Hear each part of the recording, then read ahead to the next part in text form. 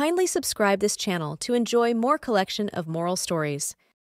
ಒಂದು ಕಾಲದಲ್ಲಿ ಶುಷ್ಕ ಮರುಭೂಮಿಯಲ್ಲಿ ತಮ್ಮ ವಿಶಿಷ್ಟ ಸಾಮರ್ಥ್ಯಗಳು ಮತ್ತು ವ್ಯಕ್ತಿತ್ವಗಳಿಗೆ ಹೆಸರುವಾಸಿಯಾದ ಪ್ರಾಣಿಗಳ ಗುಂಪು ವಾಸಿಸುತ್ತಿತ್ತು. ಅವುಗಳಲ್ಲಿ ಕಾರ್ಲ್ ಬ್ಯಾಕ್ಟ್ರಿಯನ್ ಒಂಟೆ, ಫ್ಲೋ ದೊಡ್ಡ ರಾಜಹಂಸ, ರೀಟಾ ರಿಂಗ್ಟೈಲ್ ಲೆಮರ್, ಅಡಿ ಅಡ್ಡಾಕ್ಸ್ ಮತ್ತು ಡ್ಯಾಶ್ ಮರುಭೂಮಿಯ ಬಿಗಾರ್ನ್ ಕುರಿ. ಅವುಗಳಲ್ಲಿ ಪ್ರತಿಯೊಂದು ವಿಶಿಷ್ಟ ಗುಣಗಳನ್ನು ಹೊಂದಿದ್ದವು, ಆದರೆ ಅವರ ಮನೆಯು ತೀವ್ರ ಬರದಿಂದ ಬಳಲುತ್ತಿತ್ತು. ಬುದ್ಧಿವಂತ ಪ್ರಾಣಿಗಳು ತಮ್ಮ ಮರುಭೂಮಿಯನ್ನು ಫಲವತ್ತಾದ ಭೂಮಿಯಾಗಿ ಪರಿವರ್ತಿಸಲು ನಿರ್ಧರಿಸಿದವು. 5 ರೋಮಾಂಚಕ ಮತ್ತು ಭಾವನಾತ್ಮಕ ಘಟನೆಗಳ ಮೂಲಕ ಇತರರಿಗೆ ನೀರಿನ ನಿರ್ವಹಣೆಯ ಮಹತ್ವವನ್ನು ಕಲಿಸುತ್ತವೆ. ಕಾರ್ಲ್ ಬ್ಯಾಕ್ಟ್ರಿಯನ್ ಒಂಟೆ ತನ್ನ ನಂಬಲಾಗದ ಸಹಿಷ್ಣುತೆ ಮತ್ತು ದೀರ್ಘಕಾಲದವರೆಗೆ ನೀರಿಲ್ಲದೆ ಹೋಗುವ ಸಾಮರ್ಥ್ಯದೊಂದಿಗೆ ಗುಪ್ತ ನೀರಿನ ಮೂಲಗಳನ್ನು ಹುಡುಕುವ ಅನ್ವೇಷಣೆಯಲ್ಲಿ ಗುಂಪನ್ನು ಮುನ್ನಡೆಸಿತು. ಒಂದು ದಿನ ಕಾರ್ಲ್ ತೇವಾಂಶದ ಮಸುಕಾದ ಪರಿಮಳವನ್ನು ಪತ್ತೆಹಚ್ಚಿದನು ಮತ್ತು ಮರಳಿನ ಕೆಳಗೆ ಅಡಗಿದ ಒಯಸಿಸ್ಗೆ ಗುಂಪನ್ನು ಮಾರ್ಗದರ್ಶನ ಮಾಡಿದನು. ಆದಾಗ್ಯೂ ಒಯಸಿಸ್ ಅತಿಯಾಗಿ ಬೆಳೆದಿದೆ ಮತ್ತು ನೀರು ಸಸ್ಯವರ್ಗದ ಪದರಗಳ ಕೆಳಗೆ ಸಿಕ್ಕಿಬಿದ್ದಿದೆ. ಫ್ಲೋ ಫ್ಲೆಮಿಂಗೋ ತನ್ನ ಉದ್ದವಾದ ಕಾಲುಗಳನ್ನು ಮರ್ಕಿ ನೀರಿನಲ್ಲಿ ಅಲೆಯಲು ಮತ್ತು ಸಸ್ಯವರ್ಗವನ್ನು ತೆರವುಗೊಳಿಸಲು ಬಳಸಿತು.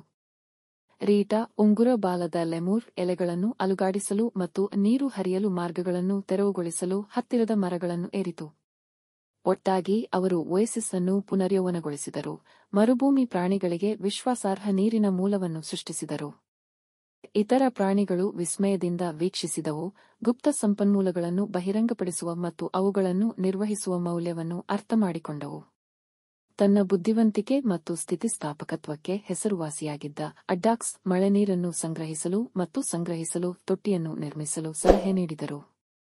ಗುಂಪು ಒಪ್ಪಿಕೊಂಡಿತು ಮತ್ತು ಕಲ್ಲುಗಳು ಮತ್ತು ಮಣ್ಣಿನ ಬಳಸಿ ದೊಡ್ಡ ಭೂಗತ ಟ್ಯಾಂಕ್ ನಿರ್ಮಿಸಲು ಪ್ರಾರಂಭಿಸಿತು. ಡ್ಯಾಶ್ ಮರುಭೂಮಿಯ ಬಿಗಾರ್ನ್ ಕುರಿ ಭಾರವಾದ ಕಲ್ಲುಗಳನ್ನು ಎಳೆಯುವ ಮೂಲಕ ಮತ್ತು ತೊಟ್ಟಿಯ ಸ್ಥಿರತೆಯನ್ನು ಖಾತ್ರಿಪಡಿಸುವ ಮೂಲಕ ತನ್ನ ಶಕ್ತಿಯನ್ನು ಪ್ರದರ್ಶಿಸಿತು. ಅಪರೂಪದ ಮಳೆಯ ಸಮಯದಲ್ಲಿ ತೊಟ್ಟಿಯು ಅಮೂಲ್ಯವಾದ ನೀರಿನಿಂದ ತುಂಬಿತ್ತು. ಶುಷ್ಕ ಋತುವು ಮರಳಿದಾಗ ಪ್ರಾಣಿಗಳಿಗೆ ಸ್ಥಿರವಾದ ನೀರು ಸರಬರಾಜು ಇತ್ತು. ಈ ಘಟನೆಯು ಮರುಭೂಮಿ ನಿವಾಸಿಗಳಿಗೆ ನೀರಿನ ಸಂಗ್ರಹಣೆ ಮತ್ತು ಭವಿಷ್ಯದ ಯೋಜನೆಗಳ ಮಹತ್ವವನ್ನು ಕಲಿಸಿತು, ಸ್ಥಿರವಾದ ಪ್ರಯತ್ನ ಮತ್ತು ತಂಡದ ಕೆಲಸಕ್ಕೆ ಒತ್ತು ನೀಡಿತು. ಫ್ಲೋ ತನ್ನ ತೀಕ್ಷ್ಣವಾದ ವೀಕ್ಷಣಾ ಕೌಶಲ್ಯಗಳೊಂದಿಗೆ ಕೆಲವು ಸಸ್ಯಗಳು ಮತ್ತು ಮೇಲ್ಮೈಗಳಲ್ಲಿ ಬೆಳಗಿನ ಇಬ್ಬನಿ ಹೇಗೆ ರೂಪುಗೊಳ್ಳುತ್ತದೆ ಎಂಬುದನ್ನು ಗಮನಿಸಿದಳು. ಅಗಲವಾದ ಎಲೆಗಳು ಮತ್ತು ಆಳವಿಲ್ಲದ ಬಟ್ಟಲುಗಳನ್ನು ಬಳಸಿ ಇಬ್ಬನಿ ಸಂಗ್ರಾಹಕಗಳನ್ನು ರಚಿಸಲು ಅವರು ಪ್ರಸ್ತಾಪಿಸಿದರು. ಪ್ರತಿ ಬೆಳಿಗ್ಗೆ ಅವರು ಇಬ್ಬನಿ ಸಂಗ್ರಾಹಕರಿಂದ ಸಣ್ಣ ಪ್ರಮಾಣದ ನೀರನ್ನು ಸಂಗ್ರಹಿಸಿದರು, ಅದು ಕಾಲಾನಂತರದಲ್ಲಿ ಗಮನಾರ್ಹ ಪೂರೈಕೆಯಾಗಿ ಸಂಗ್ರಹವಾಯಿತು. ಈ ವಿಧಾನಕ್ಕೆ ತಾಳ್ಮೆ ಮತ್ತು ಶ್ರದ್ಧೆ ಅಗತ್ಯ. ರೀಟಾ ಪ್ರತಿದಿನ ಕಲೆಕ್ಟರ್ಗಳನ್ನು ನಿರ್ವಹಿಸುವ ಮತ್ತು ಖಾಲಿ ಮಾಡುವ ಕೆಲಸವನ್ನು ವಹಿಸಿಕೊಂಡರು. ಅವಳ ನಿರಂತರ ಪ್ರಯತ್ನಗಳು ಇತರ ಪ್ರಾಣಿಗಳಿಗೆ ಚಿಕ್ಕ ಕೊಡುಗೆಗಳನ್ನು ಸಹ ಸತತವಾಗಿ ಮಾಡಿದಾಗ ದೊಡ್ಡ ವ್ಯತ್ಯಾಸವನ್ನು ಮಾಡಬಹುದು ಎಂದು ತೋರಿಸಿದೆ. ಮರುಭೂಮಿ ಜೀವಿಗಳು ನಿರಂತರತೆ ಮತ್ತು ಸಂಪನ್ಮೂಲದ ಮೌಲ್ಯವನ್ನು ಪ್ರಶಂಸಿಸಲು ಪ್ರಾರಂಭಿಸಿದವು. ಒಂದು ನಿರ್ದಿಷ್ಟವಾಗಿ ಕಠಿಣವಾದ ಶುಷ್ಕ ಋತುವಿನಲ್ಲಿ ನೀರಿನ ಕೊರತೆಯುಂಟಾಯಿತು ಮತ್ತು ಪ್ರಾಣಿಗಳ ನಡುವೆ ಉದ್ವಿಗ್ನತೆ ಹೆಚ್ಚಾಯಿತು. ಕಾರ್ಲ್ ಸಭೆಗೆ ಕರೆದರು ಮತ್ತು ಅವರು ನೀರು ಹಂಚಿಕೆ ಒಪ್ಪಂದವನ್ನು ರಚಿಸಲು ನಿರ್ಧರಿಸಿದರು.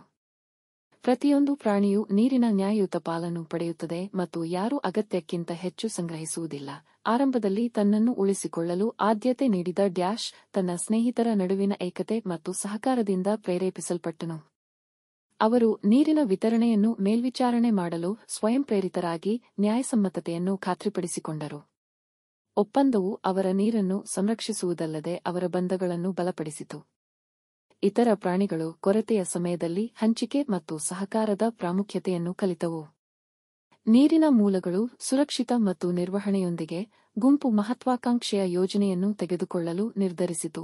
ಮರುಭೂಮಿಯನ್ನು ಹಸಿರೀಕರಣಗೊಳಿಸುವುದು, ತೇವಾಂಶವನ್ನು ಉಳಿಸಿಕೊಳ್ಳಲು ಮತ್ತು ನೆರಳು ಒದಗಿಸಲು ಬರನಿರೋಧಕ ಸಸ್ಯಗಳು ಮತ್ತು ಮರಗಳನ್ನು ನೆಡಲು ಅಡಿಡಿ ಪ್ರಸ್ತಾಪಿಸಿದರು.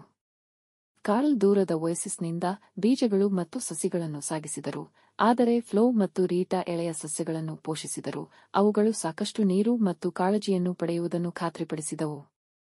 ಡ್ಯಾಶ್ ತನ್ನ ಶಕ್ತಿಯನ್ನು ರಂಧ್ರಗಳನ್ನು ಅಗೆಯಲು ಮತ್ತು ಕಠಿಣವಾದ ಮರುಭೂಮಿ ಗಾಳಿಯಿಂದ ಸಸ್ಯಗಳನ್ನು ರಕ್ಷಿಸಲು ಗಾಳಿತಡೆಗಳನ್ನು ರಚಿಸಲು ಬಳಸಿದನು. ಕಾಲಕ್ರಮೇಣ ಅವರ ಶ್ರಮ ಫಲ ನೀಡಿತು. ಮರುಭೂಮಿಯು ಅರಳಲು ಪ್ರಾರಂಭಿಸಿತು, ಇತರ ಪ್ರಾಣಿಗಳನ್ನು ಆಕರ್ಷಿಸುತ್ತದೆ ಮತ್ತು ಎಲ್ಲರಿಗೂ ಹೆಚ್ಚು ಆತಿಥ್ಯಕಾರಿ ವಾತಾವರಣವನ್ನು ಸೃಷ್ಟಿಸಿತು. ಮರುಭೂಮಿಯನ್ನು ಫಲವತ್ತಾದ ಭೂಮಿಯಾಗಿ ಪರಿವರ್ತಿಸುವುದು ಅದ್ಭುತವಲ್ಲ. ಗುಂಪಿನ ಸಮರ್ಪಣೆಯಿಂದ ಪ್ರೇರಿತವಾದ ಇತರ ಪ್ರಾಣಿಗಳು ಕೇವಲ ಉಳಿವಿಗಾಗಿ ಅಲ್ಲ, ಆದರೆ ಜೀವನದ ಏಳಿಗೆಗಾಗಿ ನೀರಿನ ನಿರ್ಣಾಯಕ ಪ್ರಾಮುಖ್ಯತೆಯನ್ನು ಅರ್ಥಮಾಡಿಕೊಳ್ಳಲು ಪ್ರಾರಂಭಿಸಿದವು. ನೀರನ್ನು ಸಂರಕ್ಷಿಸುವ ಮತ್ತು ನವೀಕರಿಸುವ ವಿವಿಧ ವಿಧಾನಗಳ ಬಗ್ಗೆ ಮತ್ತು ಈ ಅಮೂಲ್ಯ ಸಂಪನ್ಮೂಲವನ್ನು ರಕ್ಷಿಸುವ ಮತ್ತು ನಿರ್ವಹಿಸುವ ಅವರ ಕರ್ತವ್ಯದ ಬಗ್ಗೆ ಅವರು ಕಲಿತರು. ತಮ್ಮ ಕಠಿಣ ಪರಿಶ್ರಮ, ಬುದ್ಧಿವಂತ ಚಿಂತನೆ ಮತ್ತು ಸ್ಥಿರವಾದ ಪ್ರಯತ್ನಗಳ ಮೂಲಕ ಕಾರ್ಲ್, ಫ್ಲೋ, ರೀಟಾ, ಅಡಿ ಮತ್ತು ಡ್ಯಾಶ್ ಅವರು ಅತ್ಯಂತ ಸವಾಲಿನ ಪರಿಸರವನ್ನು ಸಹ ಪರಿವರ್ತಿಸಬಹುದು ಎಂದು ತೋರಿಸಿದರು. ಅವರು ಮರುಭೂಮಿ ಜೀವಿಗಳಿಗೆ ಸಹಕಾರದ ಮೌಲ್ಯ, ನೀರಿನ ನಿರ್ವಹಣೆಯ ಮಹತ್ವ ಮತ್ತು ಪರಿಶ್ರಮದ ಶಕ್ತಿಯನ್ನು ಕಲಿಸಿದರು. ಈ ಗಮನಾರ್ಹ ಪ್ರಾಣಿಗಳ ಕಥೆಯು ಪಾಲಿಸಬೇಕಾದ ಕಥೆಯಾಯಿತು, ತಲೆಮಾರುಗಳ ಮೂಲಕ ರವಾನಿಸಲಾಗಿದೆ. ಎಲ್ಲರೂ ಒಟ್ಟಾಗಿ ಕೆಲಸ ಮಾಡುವ ಮೂಲಕ ಮತ್ತು ನೀರಿನ ಪ್ರತಿ ಹನಿಯನ್ನು ಮೌಲ್ಯೀಕರಿಸುವ ಮೂಲಕ ಅವರು ಮರುಭೂಮಿಯ ಹೃದಯಭಾಗದಲ್ಲಿ ಅಭಿವೃದ್ಧಿ ಹೊಂದುತ್ತಿರುವ ಒಯಸಿಸ್ ಅನ್ನು ರಚಿಸಬಹುದು ಎಂದು ನೆನಪಿಸಿದರು. ಕಥೆಯ ನೈತಿಕತೆಯು ಅದನ್ನು ಕೇಳಿದ ಎಲ್ಲರಿಗೂ ಪ್ರತಿಧ್ವನಿಸಿತು.